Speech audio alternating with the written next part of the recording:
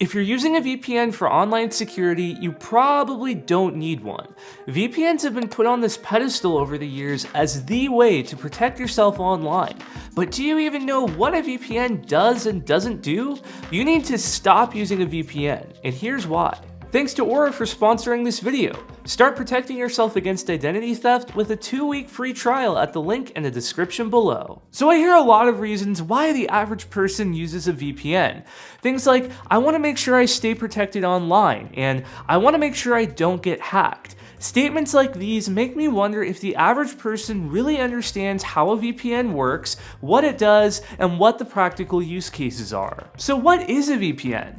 VPN stands for Virtual Private Network. It encrypts your browser traffic so internet service providers and public Wi-Fi networks can't see what you're doing online. It also hides your IP address from the websites you visit.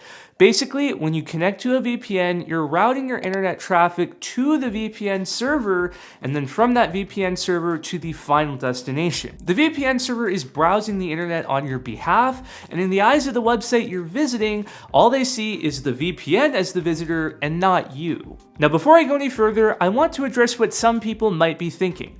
But Christian, you're the VPN guy. I have VPN comparisons on my channel totaling over 500,000 views. So why do I seem to be speaking negatively about VPNs?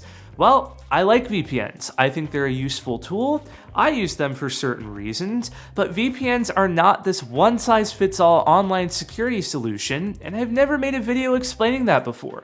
I wanted to talk about when you should use a VPN and why, so that way when you're ready to purchase a VPN, you can make an informed decision, know what you're buying and why, and use a VPN correctly. So what is a VPN not? It's not an antivirus replacement, it's not something that protects you against phishing attempts, it's not something that secures your online accounts, and it's not something that protects your personal information. These are all examples of security risks that aren't mitigated by using a VPN.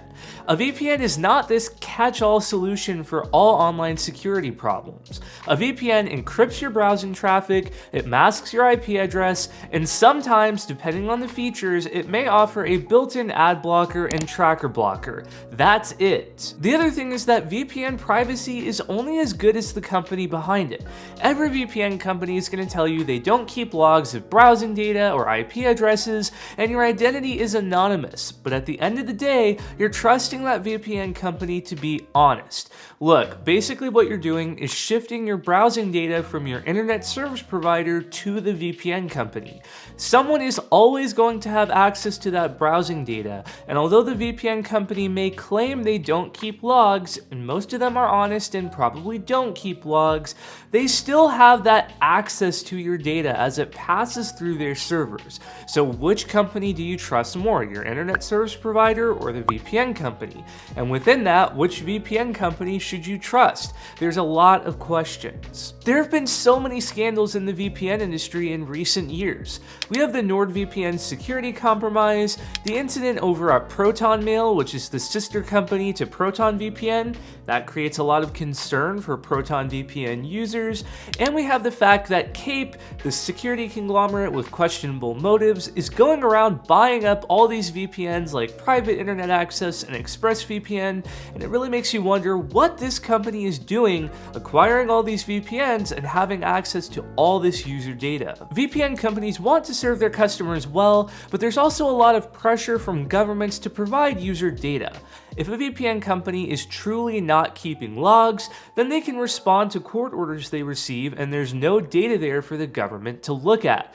But there's sometimes a lot of temptation for a VPN company to keep logs to prevent bad actors from using their systems, or to be compliant to governments when there's a court order issued and have something to give them. So at the end of the day, you're really trusting your VPN company to honor their no logs policy, and sometimes you don't know if they can be trusted until there's a court order issued with one of their users and you can see how they handle it.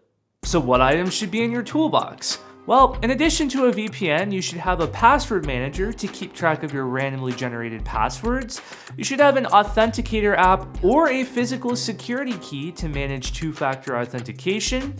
You should have an antivirus, and this can be built into your operating system, but if it is, just make sure it's functioning properly. And you should have some form of credit monitoring or identity theft protection. And this is a perfect time to talk about today's sponsor, Aura.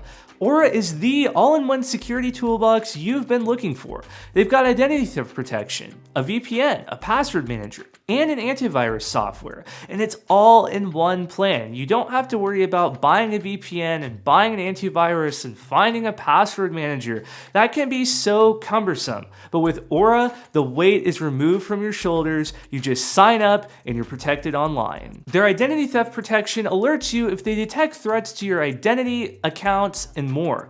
They'll even protect your info from spam and robocalls. Their service even offers $1 million of insurance against losses and fees due to identity theft fraud. They have a password manager, a VPN, and an antivirus app. Aura is the security toolbox that has everything you need in one place. Thanks to Aura for sponsoring today's video, and you can get your 2-week free trial at aura.com/CraylerMade or at the link in the description below. So, should you still bother with a VPN, and are they even worth paying for? I'll answer the second question first. Yes, they are worth paying for if you know a VPN is right for you. And is a VPN right for you? Well, I think the use cases are becoming more and more niche. If you want to access region-locked content on services like Netflix, a VPN is for you. If you just don't want websites seeing your public IP address when you visit them, a VPN is for you. And if you want to hide your browsing data from your internet service provider or public Wi-Fi networks, a VPN is for you. But if your life would be ruined by your browsing data leaking somehow, you might want to think twice before using a VPN. It may not be the bulletproof security solution that you think it is. And even if a VPN is right for you, please use the other security tools in your toolbox. Use a password manager and two-factor authentication, and be smart on the internet. A VPN is not going to solve all your problems, but it is a useful tool for the right reasons. So what do you think of VPNs? Do you think it's still worth having a VPN account? And if so, which VPN provider do you use? I'd love to know your thoughts in the comments down below. And if you like this video, do be sure to hit that subscribe button and click the bell so you don't miss when I release new videos. Thanks again to Aura for sponsoring this video, and make sure to get your 2-week free trial and start your identity theft protection today at the link in the description below. With that said, I'll catch you guys next time.